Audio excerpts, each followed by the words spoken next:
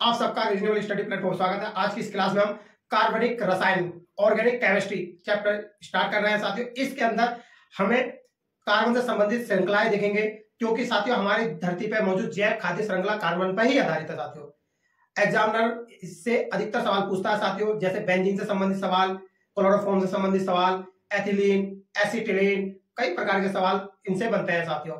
हम इसी के पार्ट बाई वीडियो डालेंगे साथियों। उसमें हम आपको आईयूपीएसी नाम, इनके परफिक्स जिसे हम संलग्न समूह कहते हैं, जो उनके पीछे OH, CHO, COOH जो ये जुड़ते हैं, NH2, जितने भी हमारे क्रियात्मक समूह जुड़ते हैं उनके बारे में सारी डिटेल से डिस्कस करेंगे साथियों। तो स्टार्ट करते हैं साथियों। कार्बनिक रसायन साथियों, ऑर्गेनिक केमिस्ट्री, इट्स कंपाउंड देखेंगे साथियों। पहले इसके बारे में कार्बन एवं उसके यौगिकों का अध्ययन। कार्बन एक ऐसा तत्व है जिसमें श्रृंखला का गुण पाया जाता है साथियों, श्रृंखला बनाने का गुण। तो पूछ सकता है साथियों, ऐसा कौन सा तत्व है जो श्रृंखला बनाता है? तो हमारी धरती पर मौजूद सबसे ज्यादा जो श्रृंखला बनाता है वो कार्बन बनाता है साथियों। कार्बन यौगिकों की संख्या सबसे अधिक पाई गई है साथियों। जो कार्बन यौगिक होते हैं धरती पर सबसे अधिक मात्रा में पाए गए, जो खाद्य श्रृंखला हो या हमारे केमिकल कंपाउंड हो, कहीं भी हमारे कार्बन का अधिकतर है।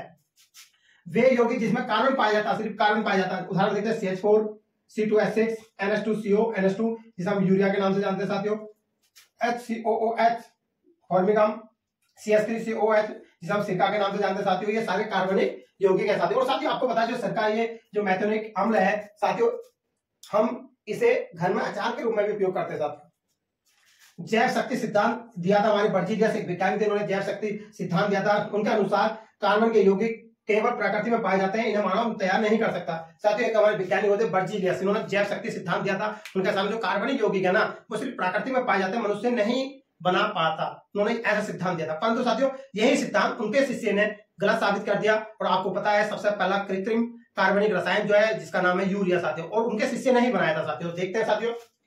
फ्रेडरिक बॉर्लर ने प्रयोगशाला में अमोनियम साइनेट को गर्म करके यूरिया बनाया। NH4CNO को हमने जब गर्म करा तो NH4CO, NH4 यूरिया बना। सबसे पहला कृत्रिम कार्बनिक यौगिक पूछ सकता है साथियों आपसे, सबसे पहला बना हुआ कार्बनिक यौगिक कौन सा है? तो यूरिया है साथियों। और किसने बनाया था? फ्रेडरिक बॉर्लर ने। अब साथियों देखते हैं रीजन क्या है, कार्बन इतनी श्रृंखला बनाता क्यों है साथियों। तो आपको हम ये इलेक्ट्रॉनिक विन्यास से समझाएंगे कार्बन के। जो कार्बन का जो p उपकोष खाली होता है, किस कक्षा में कितने इलेक्ट्रॉन आते हैं, एक बार स्टार्ट कर लेते हैं साथियों। कार्बन, इसका एटॉमिक नंबर 6 है, C14, 6 इसका परमाणु क्रमांक, 14 इसका भार होता है साथियों। और ये p ब्लॉक में आता है। पहले हमें समझना है ये p ब्लॉक, जिसे हम अ धातु के नाम से जाते हैं साथियों, अ धातु में आता है ये p ब्लॉक में। तो इसका मतलब p ब्लॉक का है कि p सेल, p उप सेल खाली होगा साथियों। तो देखते हैं साथियों, हमारी जो कक्षाएं होती है, प्रमुख ऑर्बिटल जो होते हैं साथियों, K, L, M, N, O dot है साथियों। K में 2 इलेक्ट्रॉन आते हैं, L में 8 इलेक्ट्रॉन आते हैं, M में 18 आते हैं साथियों, डॉट डॉट डॉट। साथियों में जो इलेक्ट्रॉन बनने की जो पद्धति है वो 2n स्क्वायर है साथियों। जैसे पहली कक्षा के पे यहाँ 1 मान रख देंगे तो 1 का स्क्वायर 1 होता है, 2 तो 2 आ गए। L 2 पे है, 2 तो यहाँ 2 गए, 2 का स्क्वायर 4, 4 दूनी 8 आ गए साथियों। M तीसरे स्थान पे है तो n बराबर 3 रख देंगे, 9 हो जाएगा स्क्वायर, 9 की गुणा 18 आ गए साथियों। ये हमारी ऑर्बिटल होते हैं कक्षाएं। अब साथियों कक्षाएं की भी उप कक्षाएं होती है, जिसे हमने SPDF के रूप में जानते हैं साथियों। तो ये 4 प्रकार की होती हैं। तो S वाले में 2 इलेक्ट्रॉन आते हैं, P वाले में 6 आते हैं, D वाले में 10 इलेक्ट्रॉन बढ़ सकते हैं, F वाले में 14। अब साथियों हमें एक चीज और करनी है, जो K है, K की एक ही सबसेल होती है S, L की जो सबसेल या उपकक्षाएं होती है साथियों ये 2 होती है, S और P। M वाले की SPD 3 होती है साथियों। ये भी आपसे पूछ सकता है कि तीसरी कक्षा की कितनी उपकक्षाएं बनेंगी साथियों एग्जामिनर। तो साथियों हमने कार्बन का डिस्ट्रीब्यूशन करा, K में 2 इलेक्ट्रॉन रख दिए, L में 4 रख दिए साथियों। जब इसका हमने उपसेलों में बांटा तो 1s2, 2s2, 2p, 2 आ गया साथियों, क्योंकि ये 6 इलेक्ट्रॉन है। अब यहाँ पर P में कितने आने चाहिए? P में 6 इलेक्ट्रॉन आने चाहिए। यहाँ पर आए सिर्फ कितने? 2। कितने की जरूरत है? 4 की साथियों। कितने इलेक्ट्रॉन की? 4 की। यही हमारा श्रृंखला बनाने के लिए जिम्मेदार होता है साथियों।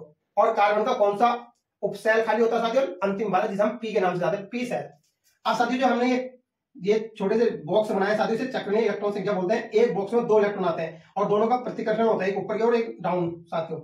तो साथियों P वाले में हमारे टोटल 6 इलेक्ट्रॉन आते हैं, इस पे 2 ही होते हैं तो 2 हमने बढ़ दिए, 2 ही हमारी ब्लैंक होती है। और ये 2 खाली होने की वजह से ये हमारी ज्यादा रिएक्ट करता है और ज्यादा क्रियाशील होता है साथियों। अंतिम उपकक्षाएं रिक्त होने के कारण कार्बन 4 इलेक्ट्रॉन का आदान प्रदान करता है साथियों।